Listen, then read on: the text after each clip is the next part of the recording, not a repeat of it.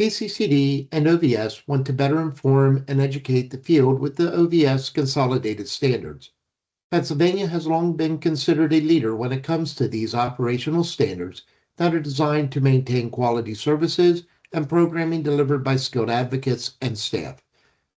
The standards are meant to be a guide to victim services programs, VSPs, for best practices and excellent service delivery, provide minimum expectations for VSPs, and ensure uniformity of service delivery across the Commonwealth. The standards provide the minimum expectations of victim service delivery and ensure professionalism of the victim services field. PCCD and OVS has launched a series of recordings that will walk program staff through our standards. These will be short recordings up to 30 minutes in length, posted on PCCD's YouTube channel. The OVS newsletter will announce new recordings as they are available.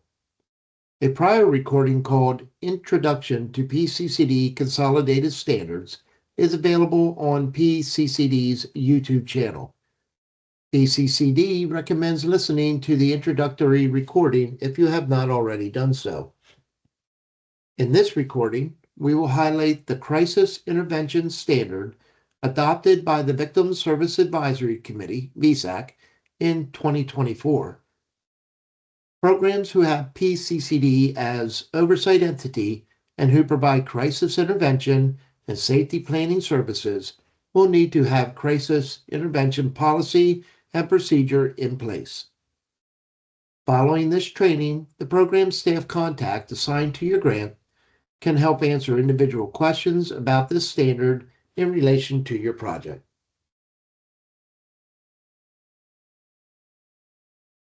Crisis intervention immediately offers, and if accepted, provides the person in crisis the tools to manage the crisis and facilitate movement towards stability. The VSP shall provide a range of services, including safety planning to a victim during any crisis that may occur in the aftermath of the crime. In the next slide, we will review examples of crisis intervention services that can be provided to crime victims.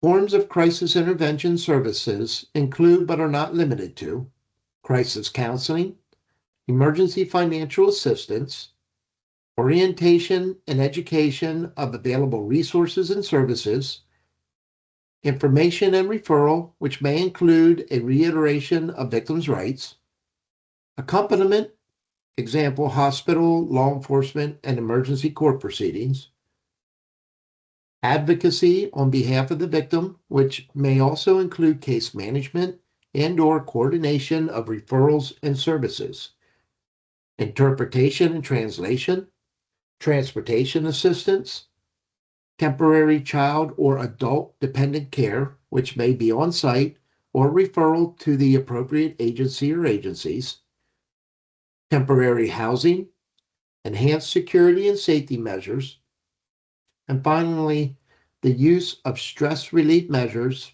examples, breathing exercises, meditation, positive self-talk, journaling, etc.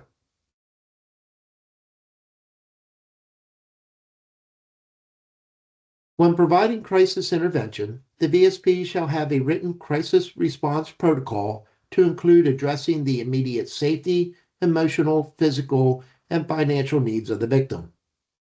In doing so, the VSP staff shall assess the victim's immediate safety and needs related to the crisis. Specifically, VSP shall complete a preliminary review of the needs of the victim and provide appropriate program services and interventions. Where the services of the VSP are inadequate to meet the needs of the victim, a referral shall be made with consent to the victim. In total, VSPs shall provide support, feedback, and information, safety planning, validation, prediction, and preparation, and the assessment of the victim's needs in response to a crisis arising from the current and/or previous victimization. In a moment, we will review a slide that contains practice tips on developing a written crisis response policy and procedure.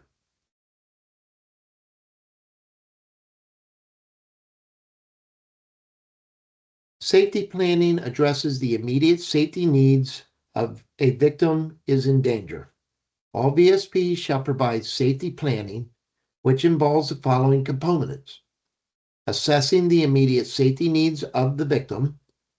If the victim is in danger, create and deploy a safety plan that addresses the immediate situation and works to achieve the physical safety of the victim.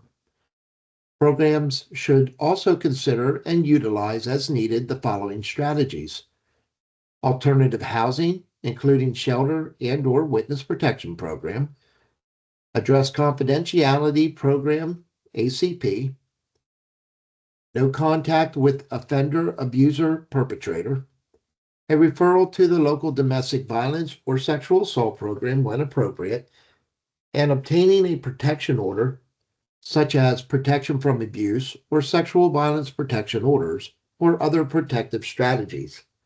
Short-range and long-range plans for physical and emotional safety must address once immediate physical safety has been achieved.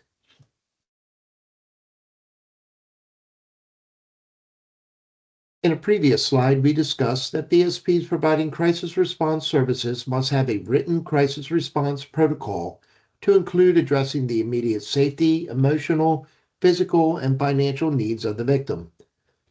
The practice tips on this slide contain suggested areas to consider in creating a policy and procedure. They include providing hotline coverage, particularly outside of normal business hours, protocols for hospital accompaniment or meeting with law enforcement, safety and security assessment, planning, and strategies, immediate child or adult dependent care, temporary housing, reassessment of needs throughout service provision, and follow up on the need for additional information, referrals, and safety measures.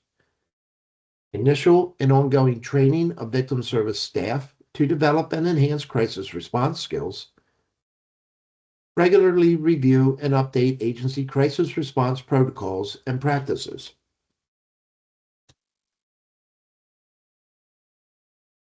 Communities impacted by large-scale crimes may consider enlisting the assistance of the Keystone Crisis Intervention Team, or KCIT. For those who are not familiar with KCIT, this statewide program has been in existence for over 20 years. The mission of KCIT is to empower local communities to provide support to crime victims in their recovery from traumatic incidents by assessing the impact of the event on the community, developing an intervention plan, and providing crisis intervention by trained volunteer teams.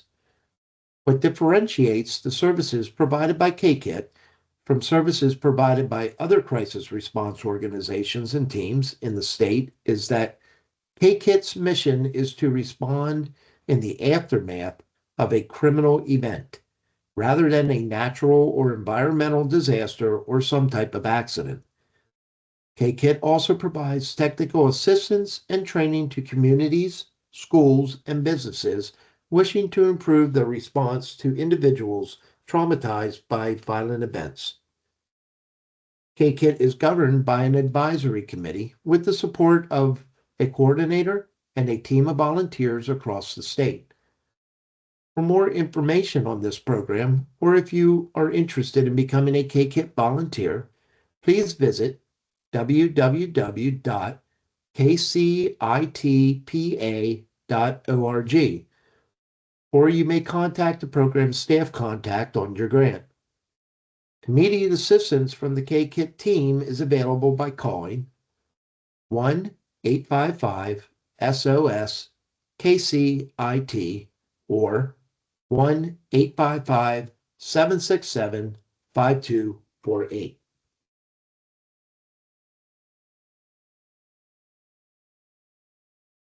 Please email or call the program staff contact assigned to your grant with any questions.